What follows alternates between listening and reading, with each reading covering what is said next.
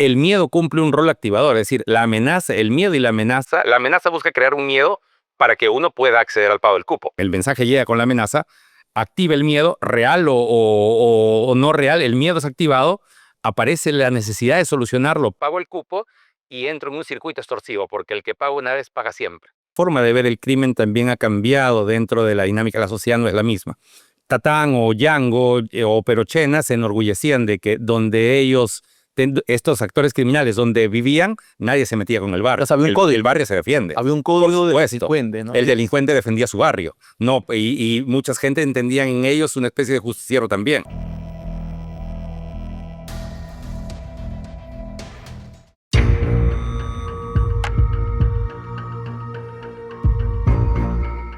Hola, bienvenidos a este nuevo episodio de Agente Encubierto, del podcast judicial de Latina Noticias. Mi nombre es Rodrigo Cruz y hoy queremos hablar acerca de la extorsión, de la historia de la extorsión, mejor dicho, ¿no? Cómo este delito ha ido evolucionando en el país en los últimos años, y para ello tenemos a un invitado especial, alguien que se ha metido de lleno y ha publicado un libro acerca de la historia de la extorsión en el Perú. Tenemos al señor Julio Corcuera. ¿Cómo está? Muy buenas tardes, Rodrigo. Un gusto saludarte a ti y a toda tu audiencia. De repente el gran público no lo conoce, señor Corcuera, pero usted ha sido viceministro de Seguridad Pública de este país, es abogado, y hace poco acaba de publicar el libro sobre la historia de las extorsiones en el Perú, llamado La extorsión, el negocio del miedo, ¿no? Partamos por eso, ¿no? Usted básicamente en su libro define la extorsión como el negocio del miedo y que, bueno, como su nombre lo está diciendo, lucra, claro, a través de ese terror que genera. ¿Cómo es eso? Así, esto ocurre porque muchas de los, digamos, del proceso extorsivo podemos dividirlo en varios capítulos, pero voy a hacer una división en dos. Existen muchas víctimas de extorsión en el Perú cuando hablamos de grandes empresas, empresas medianas, comercios emergentes que son víctimas de organizaciones criminales, de organizaciones criminales consolidadas. El Monstruo, Barrio King, o de pronto Los Pulpos o La Jauría, qué sé yo, y pagan un cupo a través de un sticker. Obviamente pagan porque la organización criminal los amenaza. Si no pagan el cupo, le ponen una dinamita, le ponen una granada, le agarran a balazos su puerta. En el término de crimen, algunos le dicen los motorean, es decir, mandan un motorizado que los amenace, ¿no? Y el miedo cumple un rol activador, es decir, la amenaza, el miedo y la amenaza busca crear un miedo para que uno pueda acceder al pago del cupo. Pero estamos hablando ahí de la gran y mediana extorsión. Pero existe otro fenómeno que no está relacionado a grandes organizaciones criminales, sino a personas que al ver esto, de pronto no son siquiera parte de la carrera delictiva, de la carrera criminal. Son aventureros, así le llamamos en el libro, que tienen el teléfono de un vecino y toman el nombre de tal y llaman y lo insultan. Usted puede ver en las páginas, por ejemplo, del capítulo 3, el caso de un jovencito Chinito, que se hace pasar por el monstruo que ahora es tan recurrente en las noticias peruanas, y llama y dice, yo soy el monstruo y me tienes que pagar tanto. Y asume el nombre, claro, quien recibe el mensaje, quien recibe la llamada, no tiene por qué diferenciar. O de Chinito, para poner en contexto al público, es un delincuente de poca monta, digamos, de San Juan de Lurigancho, que entendió que el tema del monstruo, por ejemplo, había generado pues cierto temor en la población, sobre todo en los vecinos de Lima Norte, y no se le ocurrió mejor idea que extorsionar a sus vecinos, digamos, haciéndose pasar por el monstruo, ¿no? Exactamente. Ahora, se vale del anonimato y a través del WhatsApp mandaba mensajes y mandaba mensajes nada menos que a los vecinos que él conocía. Y es un adolescente, un chico que si usted ve por la calle no le da miedo y que no tiene la capacidad real de ejecutar un atentado contra nadie.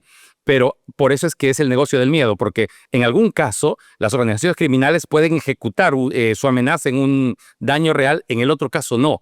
Es simplemente un mensaje con una amenaza que no va a tener efectos, pero lo que buscan no es cumplir el efecto, lo que busca es generar miedo. Claro. Ese es el punto, esa es la clave.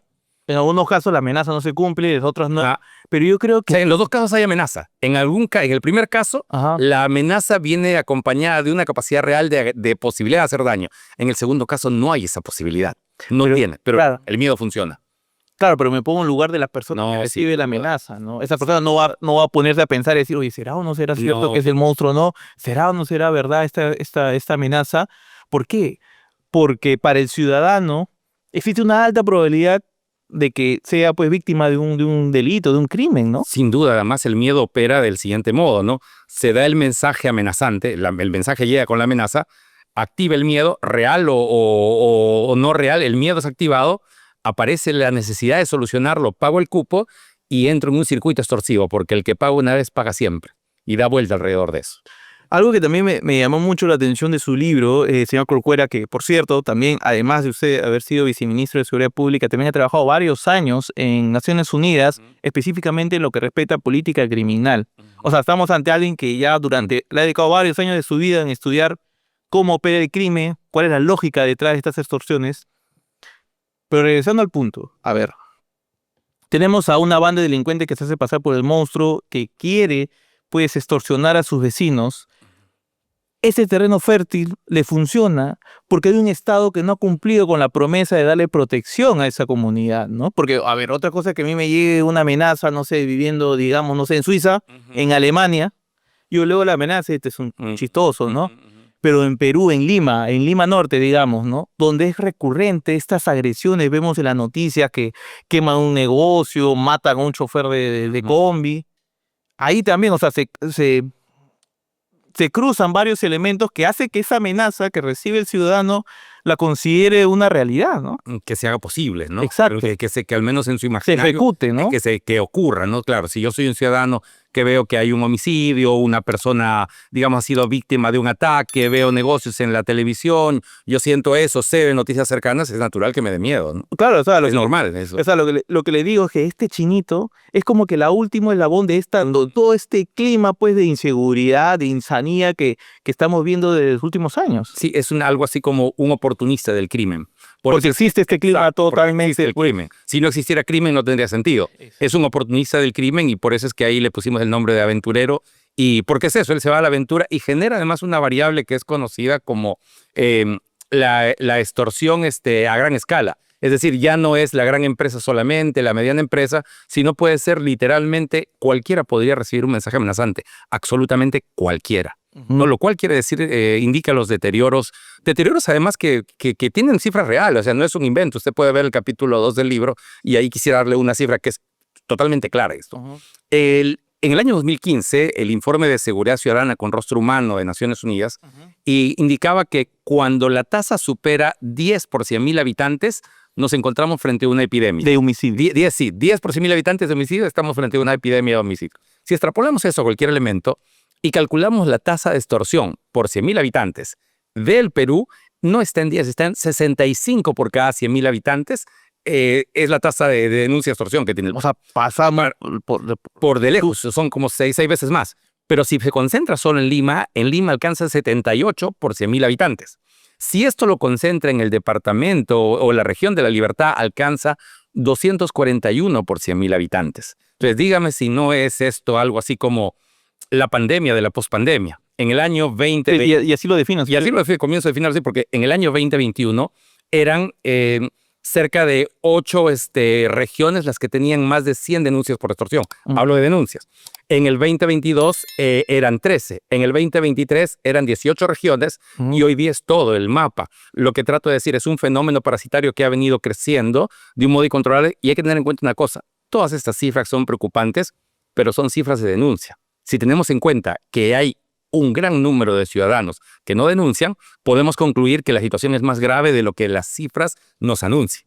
No, efectivamente, estamos ante una clamorosa cifra negra, ¿no? Que si nos ponemos a analizar, creo que en su gran mayoría de personas que salen, digamos, en medios de comunicación, en sus redes sociales a denunciar, no han ido a la policía porque tienen temor, pues, de recibir algún tipo de represalia simplemente por dejar su número de celular nada más, ya reciben una extorsión más directa, ¿no? Digamos, ¿no? Ahora, hay muchos componentes que hacen que estemos viviendo este momento crítico, ¿no? en el país y sobre todo aquí en la capital, ¿no?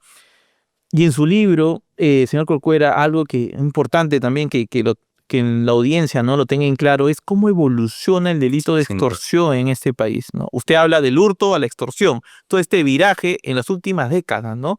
Usted mencionaba, por ejemplo, la década del 70, no sé, ¿no? Hablaba acerca de los chaveteros, de aquellos delincuentes, pues, que no tenían todavía la lógica de la extorsión insertada en su mente criminal, pero sí cometían una serie de delitos. De ahí pasamos a los 80, 90, hasta los secuestros. Por favor, cuéntenos. Sí, es un tema interesante porque la forma de ver el crimen también ha cambiado dentro de la dinámica de la sociedad, no es la misma.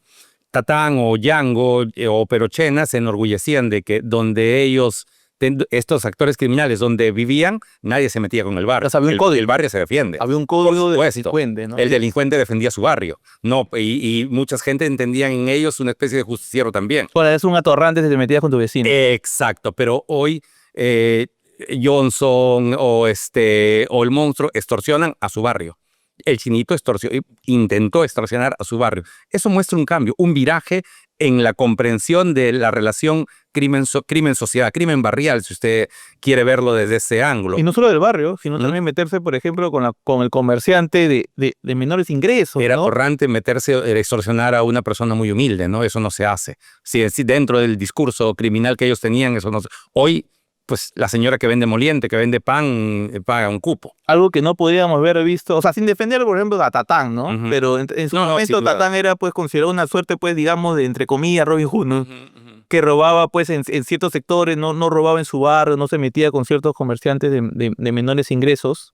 Y yo he publicado cosas sobre hurto, sobre robo con anterioridad y sobre crimen organizado. Y como tal he tenido la oportunidad de entrevistar a actores criminales presos o plantados, le dicen a quien ya están ya en ancianidad y en retiro, cosas parecidas. Cuéntenos. Y algunos, por ejemplo, me decían ese tipo de cosas, ¿no? Que el barrio, yo robaba, me decían ellos, pero robaba el que tenía. Jamás voy a robar al que no tiene. Jamás le iba, y recuerdo mucho a Ali que por los años 2010, 11, me decía, no, jamás le quité el carro a un taxista porque esa es su herramienta de trabajo. Porque pero el que es dueño, decía, de empresas y demás, la plata se... Exacto, ellos tenían una especie de ética perversa, quiero decir, ¿no? Yo digo, digámosle. Digamos, una especie ese código ha cambiado. Hoy ese código no es valorado de esa forma. Pero hay otras cosas que han cambiado. Los actores criminales antes llegaban a los 40 años y se retiraban, entre comillas. En términos criminales, en términos caneros, se llama plantarse. Tipo un futbolista. Y tiene lógica, ¿por qué? El caso de Django, ingresaba con revólveres a asaltar y salía corriendo y tenía que trepar a alguna pared, y alguna vez es famoso que lo quisieron avaliar y él rodó para que no le caigan las balas. Ya un 50 no lo haría por cierta facilidad, ¿no? Exactamente. Muchas personas con 45, 46 años no lo podrían hacer. Entonces, como el asaltar requería capacidad física, y esta capacidad física va mermando con el tiempo, se retiraban. Luego, el riesgo de ir a asaltar es exponer tu cuerpo, tu integridad y todo lo demás. Y tercero, digamos, dentro de este proceso que va a desarrollarse alrededor de este fenómeno, viene el tema de la tecnología. ¿Qué cosa quiero decir? No cualquiera podía conseguir un arma. Eso estaba reservado para algún tipo de actor criminal. Claro, Django, digamos. Exacto. Perochena, ellos. Tatán era uso de navaja. Pero hay una modalidad delictiva que ya queda en el olvido, ¿no? Como algo otras. Recordará, por ejemplo, los manos de seda, ¿no? Que subían al microbús y robaban sin que nadie se dé cuenta. O, por ejemplo, el cogotero, que ha caído ya casi en desuso. El cogotero te medía cuánto mides, cuánto pesas y te ahorcaba. Un mataleón te hacía. Exacto. Hoy día eso no se encuentra porque cualquier actor criminal, por más débil que sea, a veces va en moto y casi siempre tiene un arma. O el bujillero. Exacto, el bujillero era también una práctica común en aquella época. ¿Qué ocurrió? Cuando una persona iba al penal, antes, cuando no existían celulares, la capacidad de comunicación se cortaba. Con los celulares, un actor criminal tiene 45, 50, 55 años y sigue batuteando, sigue dirigiendo.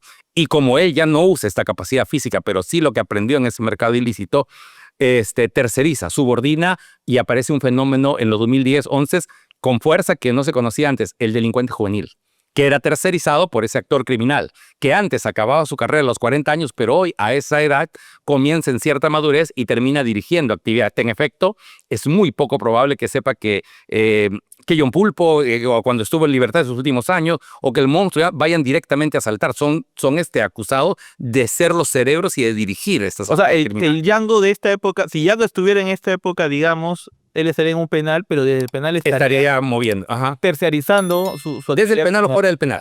Estaría tercerizando. Monitoreando nada más. Monitoreando. Desde su WhatsApp. Exacto. Con sus grupos de WhatsApp diciendo, oye, ¿cómo va el negocio? Exacto. Ellos a sí mismos además se consideran lo que Peter Reuter o Jay Albanés o Leticia Paoli, muchos teóricos de estos han llamado empresarios del crimen. Finalmente ellos ven el crimen y el objetivo último de su actividad criminal es la utilidad. Ellos no tienen placer de estar llamando y no es que lo hacen porque tienen espíritu de locutores, sino que lo hacen porque ven lo que buscan es el dinero, esa ganancia ilícita, independientemente de a qué actividad nos estemos dedicando. En eso hay que tener en claro porque tiene un enfoque práctico además la situación. Entonces, ¿qué es lo que ocurre? Inicialmente, a grandes delincuentes van a extorsionar o buscar extorsionar las empresas más grandes, pero este delincuente que tiene una organización o una banda y extorsiona a una empresa grande tiene pues secuaces, ¿no? Seguidores. Sus seguidores a las tiendas más pequeñas y así, en una pirámide de escala que se va a extender en la comunidad como si fuera una red. Por supuesto, el número 2, el número 3 que extorsiona a los negocios medianos o más pequeños, le paga por eso una especie de fee, de cupo, de derecho al líder de esa organización. Y para eso es importante el control territorial. Sin duda. La extorsión tiene ese fenómeno cuando hablamos de bandas criminales, el control, extorsionan en esta zona que es su zona, es su territorio jurisdiccional.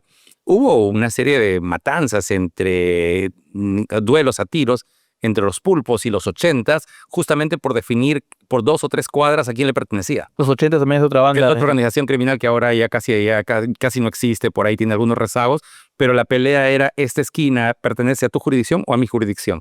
Salvando distancias, algo así como pasa a veces en un terreno no criminal, sino un terreno político, en la jurisdicción del distrito. Claro, cuando se agarran los serenagos de San Miguel y se discuten, no, esta cuadra pertenece a este distrito, no pertenece a tal o cual, lo mismo pasa en un símil en el espacio criminógeno. En el caso de los alcaldes, por definir quién cobra el impuesto, en el caso del criminal, por definir quién cobra el cupo. Ahora, algo que también usted menciona en su libro que llama mucho la atención es cómo el delito ha ido evolucionando hasta llegar a la extorsión. Por ejemplo, ¿no? Usted menciona y dice, mire, hace mucho tiempo atrás estaba simplemente el tema del asalto, ¿no? Asalto en sí mismo, el cogotero, ¿no? Chavetero. Luego, y en Trujillo, usted hace hincapié, usted también es trujillano, luego nos va a contar su experiencia, ¿no? Ahí en el barrio de Los Pulpos. Es que pasa con el robo de vehículos, ¿no? Faltamos al robo de vehículos y de taxistas sobre todo, ¿no? Que en su momento tuvo un auge, ¿no? Y la extorsión es ahí donde encuentra un caldo de cultivo, ¿no? Cuéntanos, por favor. Sí, yo ahí quiero darle los créditos a mi colega Jorge Nureña, Coqui, que tal vez nos puede ver. En realidad, él tiene el mérito de configurar a partir de un estudio que él hace de los periódicos de la época y hacer coincidir cosas que en las fuentes que él había usado, parecidas a las que yo usé en ese tiempo y luego esta historia, ¿no? De que efectivamente a finales de los 90, de inicio de los 2000, no sé si ustedes recuerdan, hubo un boom de compra de station wagons. Claro. Y había mucha gente, se decía que muchos peruanos hacían taxi. Hoy día ya pasó el olvido, pero había un montón de station wagons. Recuerdo muchos que venían de taxi. Tu carro chino. Exacto, y eran petroleros, a timón cambiado. Así circulaba entonces. O tu tico. Un tico, exacto. Hoy día ya casi no hay, pero ocurría. Y mucha gente se dedicaba al taxi. Entonces, estas organizaciones criminales se dedicaron a robar autos y a deshuesarlos, a venderlos por piezas. A partirlos, como se dice en el argot delincuencial. Exacto. Pero ¿qué es lo que ocurre?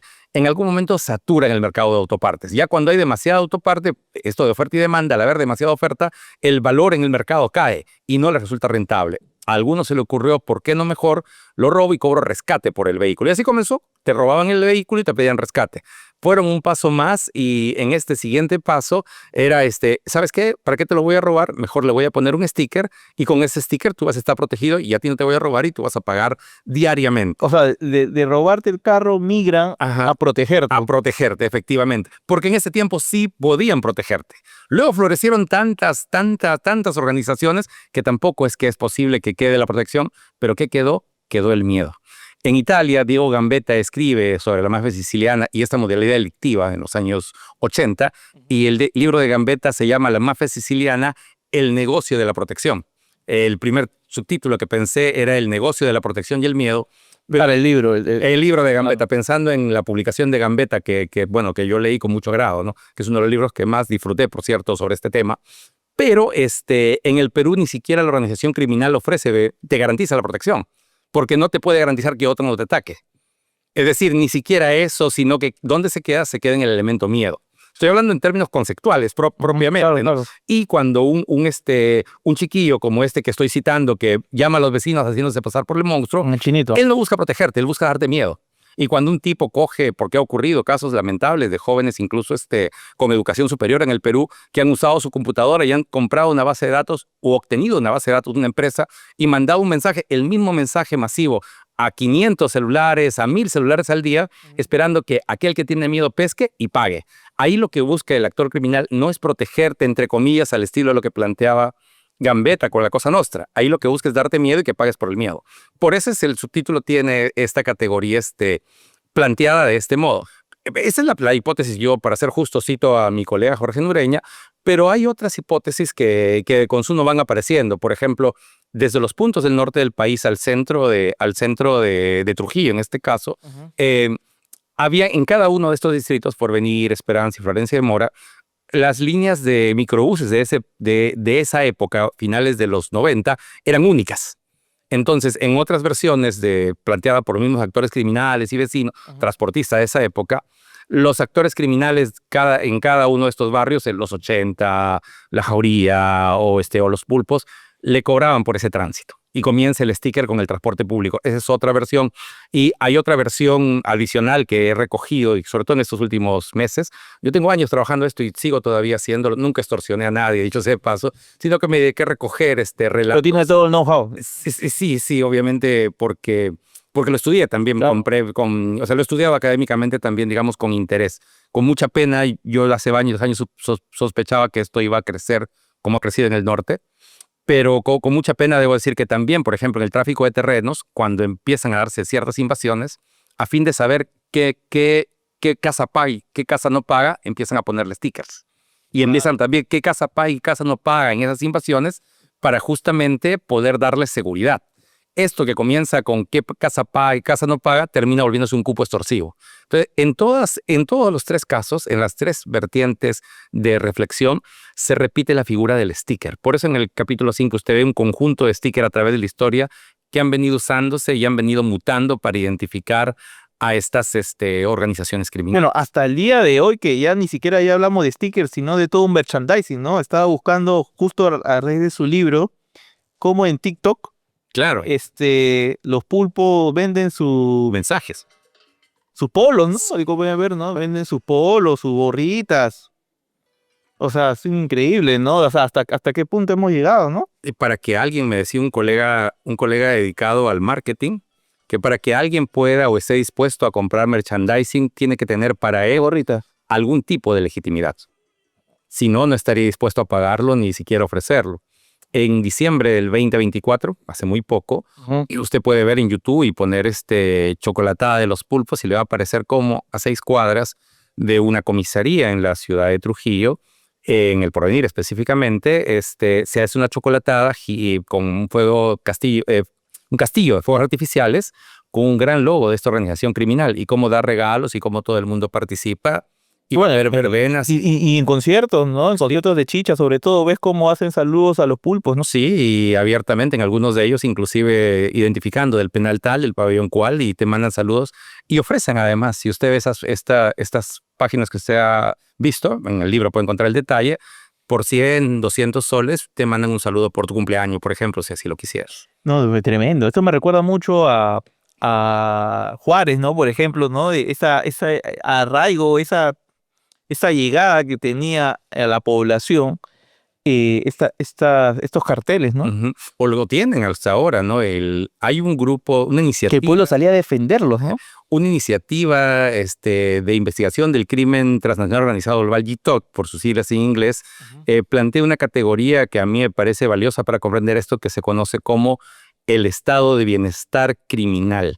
¿Qué cosa quiere decir esta propuesta conceptual? Es que, por ejemplo, en la pandemia, en las crisis alimenticias que habían producto del encierro para las personas, quien se encargaba de dar préstamos o apoyar económicamente o dar alimentos era la camorra napolitana. En Sinaloa era el cártel de Sinaloa. En El Salvador, quien ayudaba a controlar que la gente haga caso digamos, al encierro y que no salga de este proceso, eran las maras. Y cómo el crimen termina constituyéndose como un actor relevante. Volvemos a lo que había comentado Rodrigo.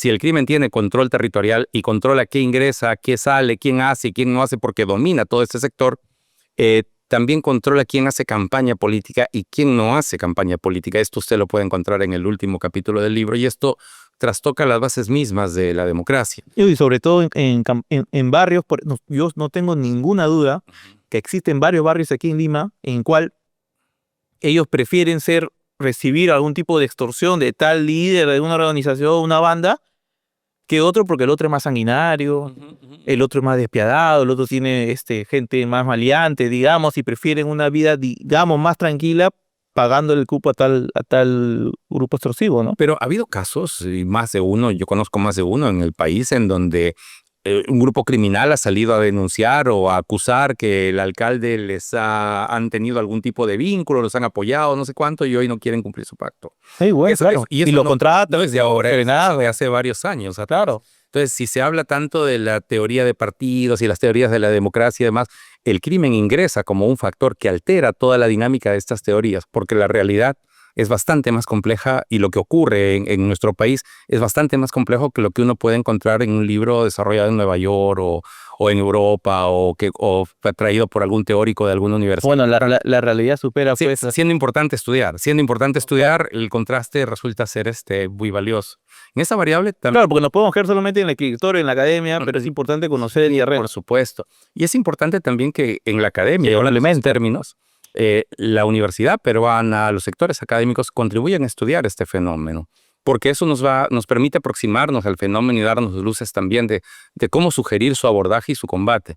En ese sentido, Rodrigo, yo quisiera agradecer profundamente a la Cámara de Comercio de Lima, particularmente a su presidente, el señor Roberto Latorre, que nos ha apoyado para hacer posible la publicación del libro. Es, digamos, un gremio y digamos, una gestión que apoya desde la perspectiva académica la comprensión de este fenómeno y contribuye con ideas para atenderlo precisamente. De hecho, yo recomiendo este libro para todo aquel que está interesado en profundizar acerca de cómo nace el delito de extorsión en ese país y cómo ha ido evolucionando, ¿no?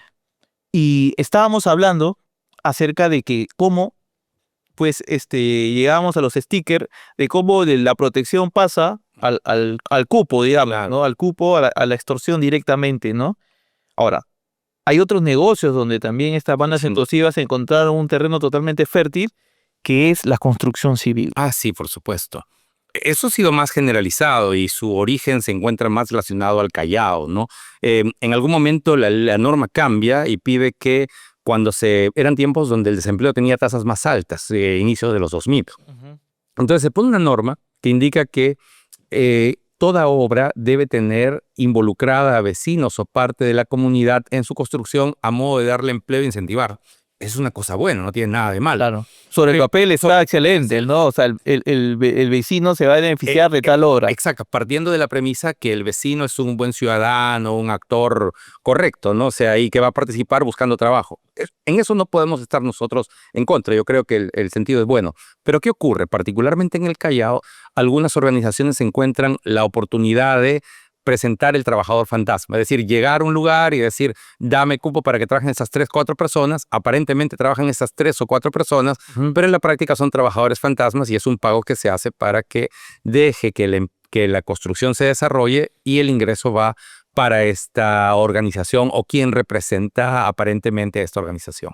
Así comienza y se extiende el fenómeno de... Bueno, Barrio King, ¿no? Se dedicaba exclusivamente, o sobre todo, su principal ingreso era el cobro de cupo en distintas empresas de construcción, entre ellas Odebrecht, si no me equivoco, y las empresas dedicaban parte de su presupuesto a pagar esta Pasándolo con otra categoría, luego en el norte del país, va a ser muchos años después, también 2004, 2005 más o menos, son grandes agroexportadoras las que van a recibir las amenazas de Momón, particularmente un preso que ya de décadas atrás, y van a empezar a pagarle cupo. Otra vez, en sus cuentas ese cupo pasa como sea.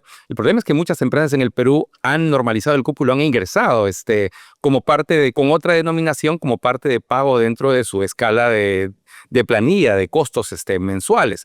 O, por ejemplo, empresas que se dedican a distribución de alimentos, de bebidas y demás, cuando tienen que ingresar a territorios controlados por el crimen, también hacen lo propio. Esto se ha extendido más de lo que uno imagina. ¿Por qué es ahora noticioso? Porque ha llegado a Lima. aquí pasa lo que ha pasado tal cual lo pasó en el terrorismo. Mientras fue un fenómeno del norte, solo afincado en Trujillo o Lambayeque o alguna zona del norte del país, fue un fenómeno lejano. Este es un tema de los libertarios. Sí, es un tema solo allá, pero es un no hay que darle mucha importancia. Claro, pero no es cierto tampoco cuando dicen que es un tema que ha venido con los venezolanos. Entonces, la migración venezolana ha venido cuando 2017, 18. Bueno, los pulpos es el producto nacional. Exacto, y el monstruo es más peruano que exactamente. O sea, no quiero negar, existen actores criminales que han venido de otro país al Perú, sí. Sin duda. Sin duda, pero eso no quiere decir que el grueso de la migración de personas de Venezuela esté vinculada al crimen. No quiero decir para nada eso, sino que quiero poner esto en su real dimensión. Claro. El fenómeno se gesta desde inicio del 2000. Era absolutamente... Es una justificación también de algunos políticos, ¿no? De que le quieren echar la culpa sobre todo al tema... O sea, es una realidad también, ¿no? Han venido Tren de Aragua, ¿no? Sí, sin duda. Y sus otras células, pero ya estaba el crimen acá instalado. Es una realidad también que no debemos tener en cuenta que la acción del Tren de Aragua se ha logrado hacer retroceder, se ha logrado desarticular por acción policial.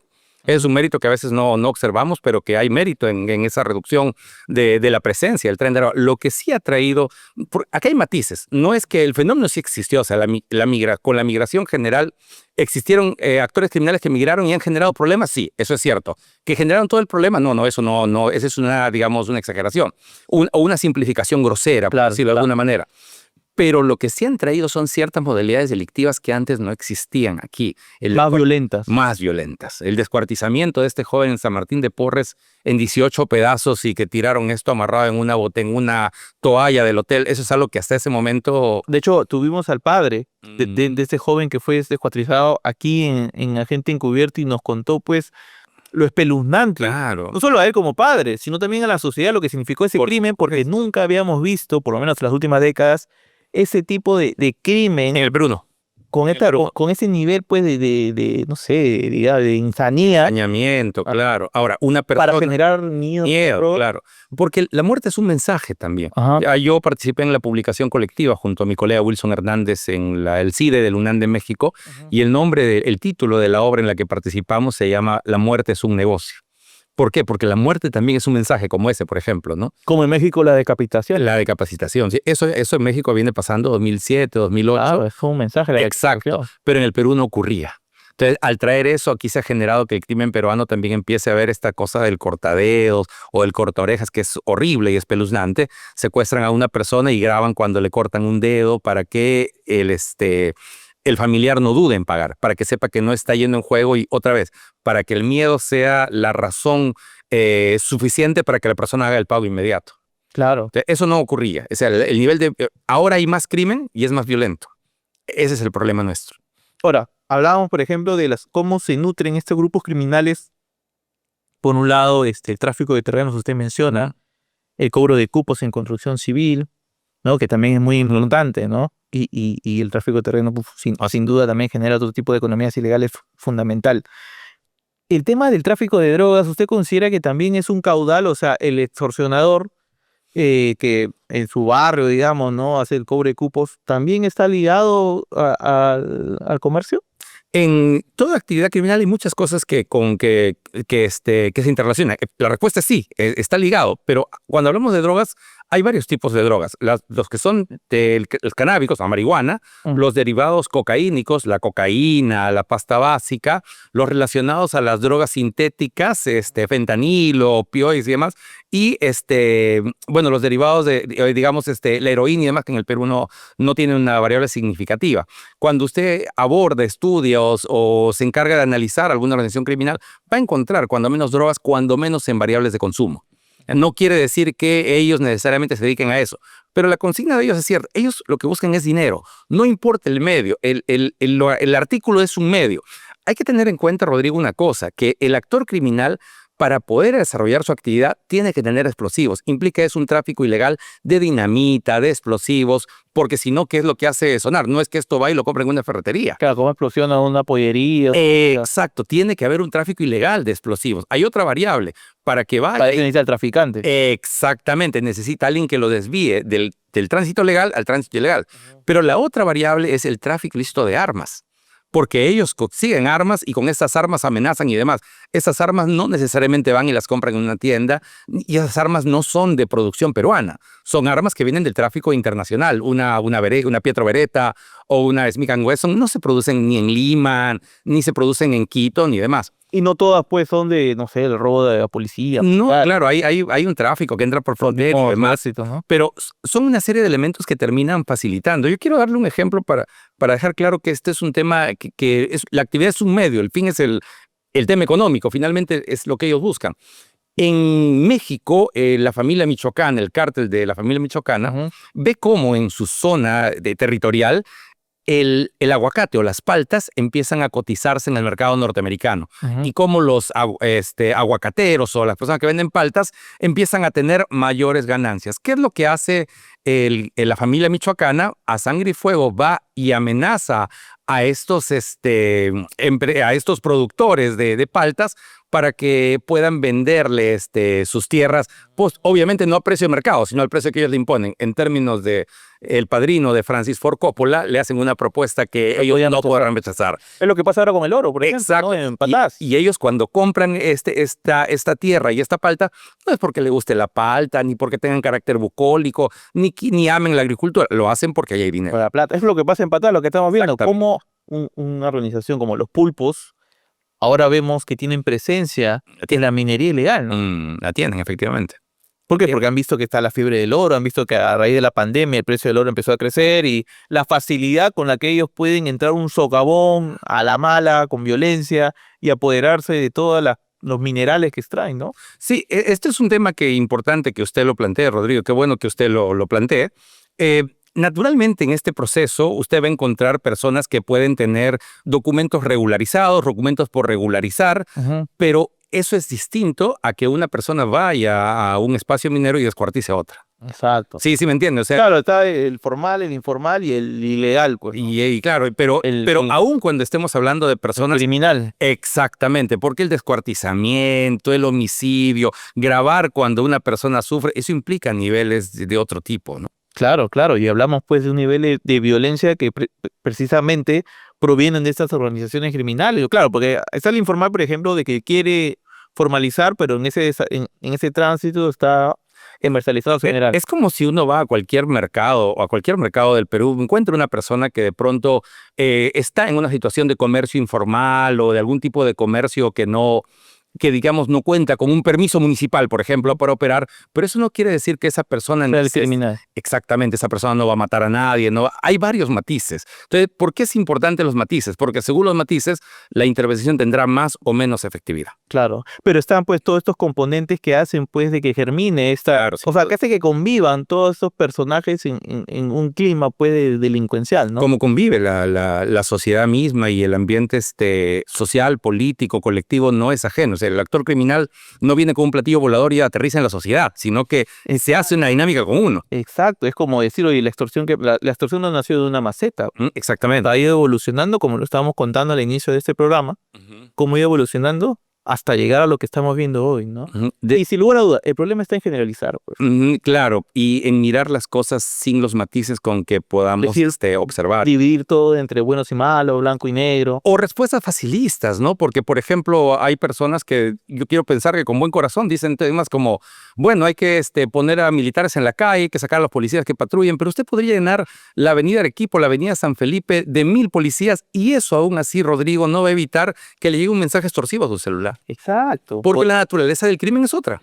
Claro, va mutando, pues, ¿no? Se va adaptando y por eso en su libro también lo recalca, ¿no? O sea, se ha vuelto hasta un cliché decir necesitamos más inteligencia para combatir este tipo de delitos, pero quien lo dice, personas como usted, ¿no? Que ha estudiado más este tema, habla porque para adentrarse, conocer quiénes son estos personajes, cómo se comunican, con quiénes hablan, si realmente estamos contra una banda organizada, o estamos hablando de un chinito que se hace pasar por el monstruo, un aventurero. Claro. Para eso se necesita técnicas especiales de investigación. Y equipamiento también, porque puede pasar. Yo he visto casos, por ejemplo, hace poco, una persona que de pronto es amenazada sin mayor riesgo aparente para juzgar de los mensajes que todos conocemos, una persona que ha recibido mensajes amenazantes, todos tenemos un familiar o uno mismo ha recibido esos mensajes.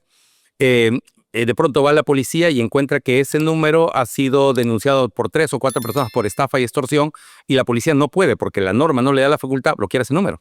Exacto. Entonces, O cuando quiere entrar a esa cuenta, ese YAPE, ¿no? Esa cuenta Sí, es un bancaria, tema- no puede, tiene que ir por la vía es un tema judicial. escandaloso. ¿Cómo es que te extorsionan y te piden el cupo por un yape? Si el yape tiene un nombre, tiene un número, o sea, que es escandaloso. No, sí, claro. Lo que pasa es que las leyes, la estructura está creada para combatir la gran delincuencia, Ujú. las organizaciones criminales transnacionales, ¿no? Pero ¿qué pasa con el delincuente común ahorita que es la principal amenaza, ¿no? La extorsión que se está dando en los barrios, en los mercados. Ujú. Y incluso el gran crimen requiere también capacidades tecnológicas, dotación, recursos que no necesariamente la policía peruana cuenta, ¿no? Y en eso no necesariamente es un tema de responsabilidad del policía que hace la investigación o la unidad de investigación. Si no tiene recursos, no tiene laptops, no tiene equipamiento, no cuenta cómo lo va a hacer. Si usted va, Rodrigo, a una serie de comisarías del país, va a ver que las condiciones en las que trabajan No, claro, son mira, yo- absolutamente precarias. Algo que recalco mucho en estos últimos episodios de Agente Cubierto es de que se ponga atención en las de Pincris, ¿no? ¿Cuánto de presupuesto se le entrega a la de Pincris para la investigación criminal? Porque, por ejemplo, ¿no?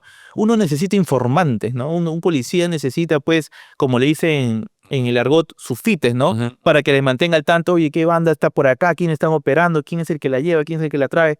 Pero ¿cuánto presupuesto hay para eso? Porque el FITE no te va a entregar la información porque él es un filántropo, quiere ser Batman. Claro. No, él está buscando también un beneficio. El policía quiere esa información, pero si realmente se le está dando ese presupuesto, la respuesta es que no. Y no solo eso, sino que probablemente, Rodrigo, por lo que usted dice en este momento, si alguna persona nos está viendo en internet, va a estar, ¿cómo es posible? Por si acaso, esas son técnicas especiales de investigación que se usan aquí en Estados Unidos y absolutamente en el mundo entero. No es una cosa que se le ocurrió a Rodrigo Cruz o se sugiera solo para la policía peruana. Eso es una técnica de trabajo absolutamente universal. No, de aquí en Estados Unidos, en Alemania, se todo le pagan por informantes y sucede todo el tiempo y así ha sucedido durante años. Exactamente. Y no solamente eso, también existe otra técnica especial de investigación, que es el nombre de este programa, Agente Encubierto, ¿no? De tu filtra en esta organización, pero para eso necesita presupuesto, pues el policía infiltrado no es que va a comer, pues, Y necesita respaldo. pan con plátano toda la semana, ¿no? Necesita respaldo institucional de la acción policial. Vea, no existe Estado de derecho sin una policía o un equivalente. Puede llamarle gendarmería, puede llamarle guardia civil, pero donde se ha creado Estado, tiene que haber existido una función de policía o de salvaguarda o de cuidado. Por eso es que Max Weber planteaba, ¿no?, que una característica, digamos, fundamental y específica del Estado es el monopolio legítimo de la violencia. Y este tipo de crímenes son combatidos específicamente por la policía, no por el ejército, no por la marina, respetando obviamente los roles importantes que ellos cumplen para la seguridad y defensa nacional. Pero la investigación del crimen recae a la policía. Entonces, una buena policía, una policía con los recursos necesarios, con el respaldo necesario, puede hacer este trabajo. Claro, si la policía recibe embates vinculados a la política, si no recibe el respaldo institucional, si no recibe los recursos, El manoseo político. es poco lo que se puede hacer. Claro, no, y además, pues, la mala imagen que hoy cuenta, ¿no? Precisamente por malos elementos. Hace poco hemos visto cómo un policía fue detenido porque presuntamente era el informante del llamado monstruo, y pues así no se va a poder hacer nada. Ahora, regresando al tema de la extorsión, hay otra fuente de ingreso, digamos, que han conseguido estas bandas criminales, que es el famoso doxeo, ¿no? Que es conseguir información privada sobre una persona y hacerla pública, ¿no? Esto también se da, señor Corcuera, a ver si coincide conmigo, acerca de que lo fácil que es conseguir información privada de la gente en este país. Sí, es bastante fácil. En este y en otros países, digamos, porque es una pena decirlo, pero en efecto algunas de estas personas que se han dedicado a la extorsión van a ciertos mercados ilícitos y por 30 soles compran la base de datos de tal empresa que tiene un sistema de puntos y ahí están nombres, DNIs y... No solamente Wilson, uno entra a un canal de Telegram Y también por 5 soles te dan, pues, una base de datos una base de... entera. Sí, eso es cierto, pero hay otra variable que va acompañada de eso, ¿no? Los extorsionadores no suelen tener 30 celulares y llamar a 30 celulares, suelen tener 30 chips y cambian de número para evitar la geolocalización y la georreferenciación. Por eso están haciendo eso. Entonces, para que alguien pueda hacer eso, significa que va a un lugar a comprar 30 chips abiertamente. Si usted y yo, Rodrigo, vamos a diferentes mercados en Lima o en provincia, es facilísimo comprar números telefónicos. Entonces aquí también va el mensaje, ¿no? De compañías de teléfono, pónganse también, pues, la camiseta y hay que hacer algo, pues, ¿no? Para evitar, pues, esa proliferación de chips. Exactamente.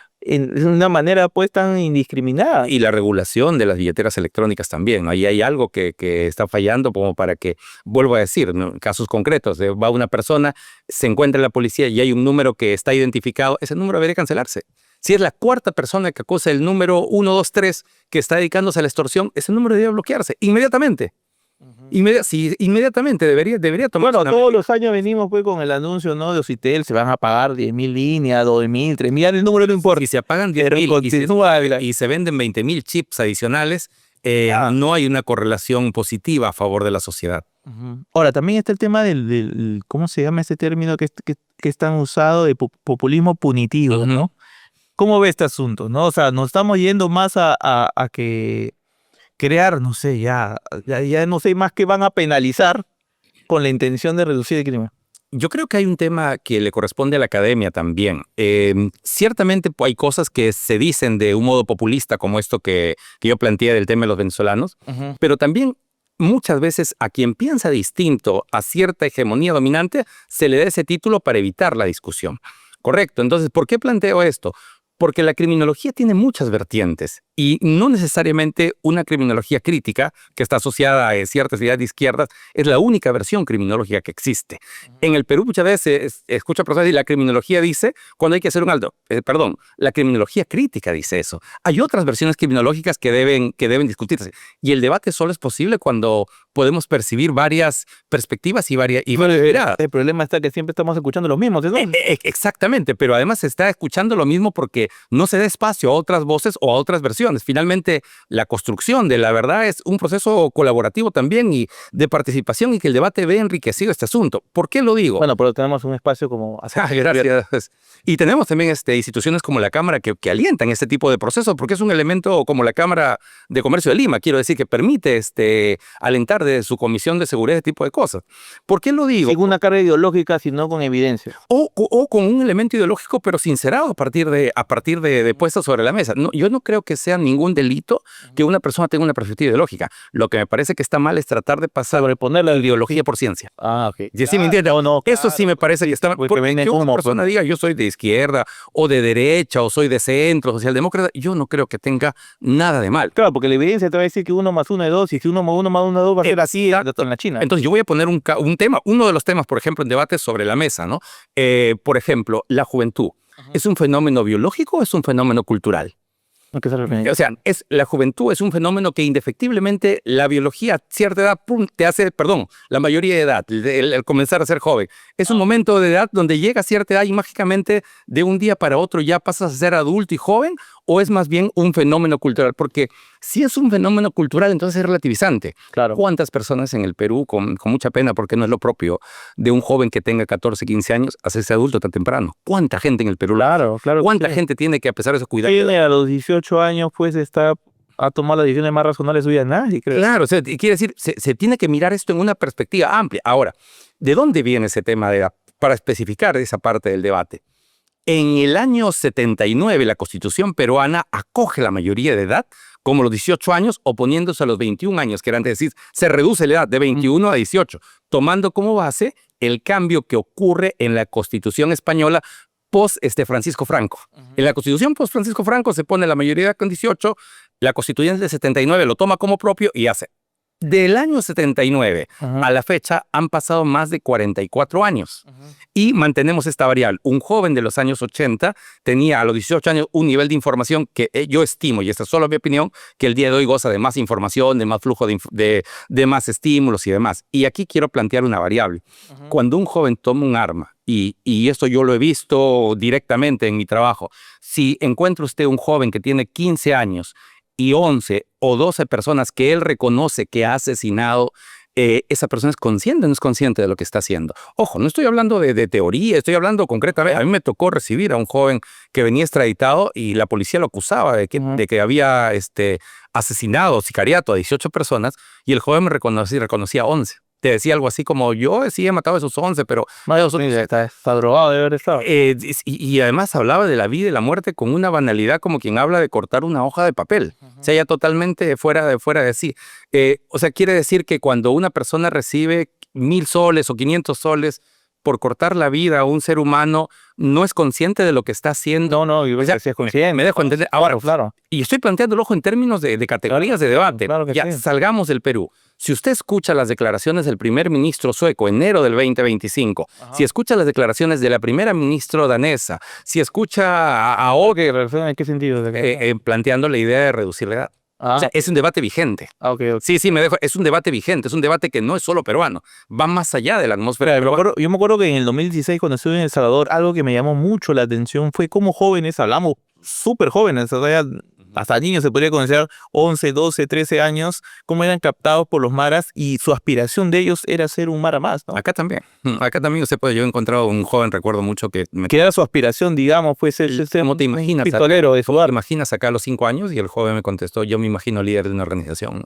O si no, los pulpos, con mi gorro de Sí, pulpos. en este caso era de la jauría. ¿Por qué? Porque en ese barrio, ahorita vamos a hablar de su barrio, nuestro grupo El Porvenir de Trujillo, en ese barrio, quien era pues el líder, el representante, el que de una manera impartía justicia a su modo, era el delincuente. Y que tenía cierto reconocimiento, ¿no? Claro, que nadie se metía con él, era el respetado del barrio, digamos. ¿Por qué? Porque estaba metido con la gente fight. Hay una lógica perversa alrededor de eso de modelación. Y también por ahí una variable, Pero es una realidad. porque faltan modelos positivos también en ese espacio. Claro. Muchas veces ocurre ese tipo de cosas. Ahora vayamos a este tema que me llamó mucho la atención. Usted, además pues, de haber dedicado casi pues, varias décadas de su vida a investigar la investigación criminal, a investigar la investigación criminal, pero a investigar las políticas de criminalidad para reducir la criminalidad, usted viene también de un barrio en Trujillo, en El Porvenir específicamente, donde nacieron los pulpos, ¿no? Donde germina pues la familia de los llamados Cruz Arce, ¿no? Esta banda, pues, esta organización criminal que lidera los pulpos. Cuéntenos esta experiencia. Es difícil para mí conceptualizarlo porque uno está acostumbrado a conceptualizar, digamos, cosas más complejas, pero cosas cotidianas, sobre todo cercanas. Siempre lo cercano es un poco más difícil. Digamos, en los 90, que es la época en la que yo crecí, lo que eran esencialmente eran pandillas. Y uno de ellos los pulpos. Sí, había muchas, los americanos, los pulpos, los lobos, los Goonies, por aquella famosa película de los 80. Eran muchas pandillas y entre ellas se tenían rivalidad y a la época, a la sazón, no se mataban usando armas, se tiraban piedras. Y se peleaban a piedras, después se agarraban en una calle y después de un baile se agarraban a pedradas. Esa era la rivalidad que tenía. De esas pandillas, cayeron y desaparecieron varias de ellas y solo queda esencialmente los pulpos. La de los Cruz Arce. Claro, de esta familia. ¿Y usted llegó a conocer a alguno de los Cruz Arce? Como si es una familia numerosa, naturalmente sí, he tenido contacto con varios de ellos. O sea, no contacto en el sentido cercano, pero lo que tiene una persona cuando vive en una zona determinada y hay pues vienen, venden en el mercado, vendían periódicos, por ejemplo. Entonces uno tiene intercambio. Ahora, pero acá hay ciertas cosas que hay que comprender dentro de la dinámica y la intersectación social que se puede dar. Era una zona precaria, había muchas dificultades. Entonces, en este lugar llega la cooperación irlandesa, una asociación religiosa cuyo nombre es de Cor and Ross, y establece la primera posta, la primera iglesia y la primera escuela. Uno, en el Porvenir. Uno iba a estudiar ahí y a cambio de darte el estudio, te daban estudio gratis, te daban alimentos. El compromiso era que tu padre te vacune en la posta, que te tenga alimentado y no desnutrido, por eso te daban alimentos. Y el tercer compromiso era que vayas a la iglesia. Entonces, actuaba a la sazón del día de hoy, estoy hablando de los 80, como un programa social. Miren esa lógica. Y el cura hacía campeonatos deportivos, participa frente de esta zona, construyen, la bandera irlandesa es amarilla y verde, una cruz de color amarillo y luego una cruz de color verde en estos barrios. En estos barrios van a desarrollarse luego pandillas y luego se desarrollarán los pulpos y la cruz de color amarillo por el sol va perdiendo el color amarillo y se va haciendo de color blanco. Y el día de hoy, cuando usted ve los stickers y cuando lee los periódicos, encuentra la rivalidad entre los de la cruz blanca y la cruz verde, porque inicialmente fueron cruces en honor a la bandera irlandesa de amarillo y verde. Eso explica la razón. Yo, muchos años después, ya traté de comunicarme ya obviamente con los curas irlandeses en pos de buscar esto.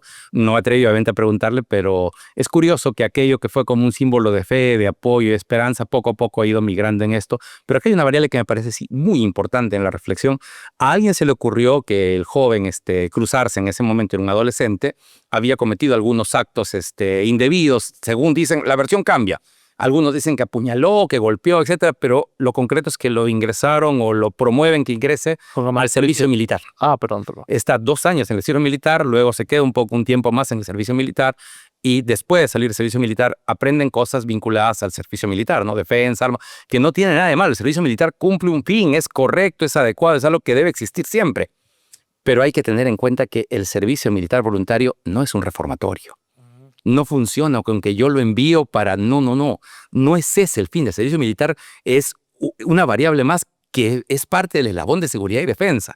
Cuando sale este joven en ese momento de allá, sale y estas herramientas aprendidas contribuyen al fortalecimiento de esta organización. Si usted ve, por ejemplo, el caso de Cuchillo, del que muchos hablan, y ve el registro, también pasó por el servicio militar. ¿Por qué le digo esto, Rodrigo? Porque usted hablaba de lo que es populismo y demás, y habría que discutir qué exactamente es populismo y en qué sentido se usa esa categoría. Populismo punitivo. Populismo punitivo. Porque suele usarse a veces como una especie de cliché que no admite el debate. Yo planteaba el debate del fondo porque es un debate que es vigente y demás, y porque, vuelvo a decir, nadie está haciendo nada malo si respetuosa y alturadamente presenta evidencia para sustentar el debate.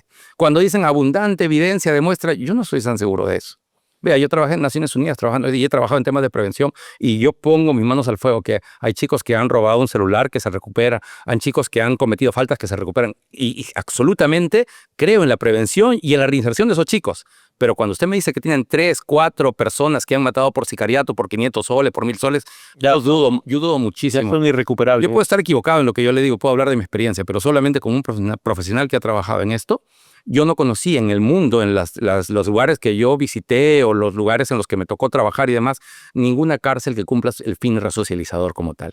No, tal vez existe, pero le doy fe que no he conocido algo parecido. ¿Pero que se refiere a una cárcel particular aquí en Perú? No, en general, las cárceles en general, ¿no? O sea, si hubiera así, sería interesante saber qué cárcel o qué lugar, porque a ver, la noticia de cárcel que aparece en Facebook, en Twitter, en TikTok y demás, no tiene respaldo académico, científico, profesional. ¿A qué se refiere? ¿A qué tipo de cárcel se refiere? En general, me refiero al sistema carcelario. O sea, yo no conozco el caso de una persona de un sicario que haya entrado a cualquier tipo de sistema penitenciario y haya salido dejando de violentar a alguien más. No, es que ya... Me comprende, ¿no? O sea, y con la sobrepoblación que hay en estas cárceles en Perú, o sea, que estamos en cifra ya, ni siquiera decir la... Pero más ni siquiera hablemos del Perú, de una cárcel en Estados Unidos, una cárcel en Francia. Ya perdió, o sea, ya sí, no hay un... Sí, me debo entender. Claro, o sea, mi punto es el debate mismo de la posibilidad. Vuelvo a decir, el pájaro frutero, el ladrón de celulares, de pronto sí hay posibilidad, sí hay chicos que se recuperan, sí hay personas que salen de esa línea. Claro. Pero hay seres humanos que de pronto, o por ejemplo, el agresor, el abusador sexual de menores. Por ejemplo, ¿no? Donde hay connotaciones completamente más difíciles, crueles. Claro, la resolución ya prácticamente pues queda de lado, ¿no? Y en todo caso, plantear el debate serio de eso me parece que le haría bien a todo el mundo. Ojo. No, se me vino a la mente cuando hablaba de tipo de cárceles y de ejemplo pensé en el SECOT, el famoso SECOT de Ecuador. Y corríjame si estoy equivocado, porque lo que se sabe del SECOT es lo que más o menos el gobierno quiere que se sepa. Exacto. Pero la propaganda ahí del SECOT, ¿no? Pero en el discurso de Bukele y en el planteamiento oficial del Estado salvadoreño no lo presentan como un elemento de resocialización, lo presentan como un elemento neutralizador del crimen y de castigo. Sí. O sea, y hasta un zoológico, digamos. Exacto. Bukele nunca ha dicho van a llegar aquí mareros y van a salir personas, pues, misioneros de paz. No, es tipo un almacén, un contadero de personas. Exacto, es desde ese ángulo de mano dura que lo plantea. Claro. O sea, porque claro, yo sé que se habla, pero vean que no es un planteamiento de ingresa una persona vinculada a una mala violenta y luego sale una persona que ya no estará vinculada en proceso, al punto que Bukele ha dicho, pues no, que duerman en el piso, que pasen ahí toda su vida. Ahora, pero para la víctima, la persona que ha sido pues agredida por estos delincuentes dirá qué maravilla que estén ahí pagando. Pero además la víctima tiene un problema, ¿no? No importa qué castigo le den, no importa cuánto puedan pagar su pena, el daño hecho a la víctima resulta irreparable. Porque una persona que perdió a su familiar, una niña que ha sido agredida, una persona que ha pasado por un evento traumático, eso no hay cómo devolverlo. Ajá. No hay como, y pienso, especialmente cuando pienso en esto, en el caso de agresión a menores de edad, por ejemplo. No, sin ¿No? duda. Eso, cómo le recuperamos la inocencia, la tranquilidad, la paz y el desarrollo pleno que esa criatura debería tener. Señor Corcuera, gracias por haber estado con nosotros en este episodio de Agente Encubierto, y como idea, me gustaría pues concluir en que bandas como los Pulpos o organizaciones criminales como los Pulpos no nacen pues de una maceta. Hay distintos elementos que generan que precisamente ese auge, ¿no? Sí, sin duda. Y los esfuerzos por comprender lo que se pueden hacer en la academia también son un aporte en este fenómeno, y la actitud comprometida de la Cámara de Comercio de Lima van en ese sentido también. ¿Dónde pueden encontrar su libro para los Ya que no nos ha traído un ejemplo para mostrarle a la gente? En la Cámara de Comercio de Lima pueden encontrar el ejemplar. Pues, también en gpsagencia.com pueden encontrar ahí también una versión virtual del mismo. Perfecto, muchas gracias. No.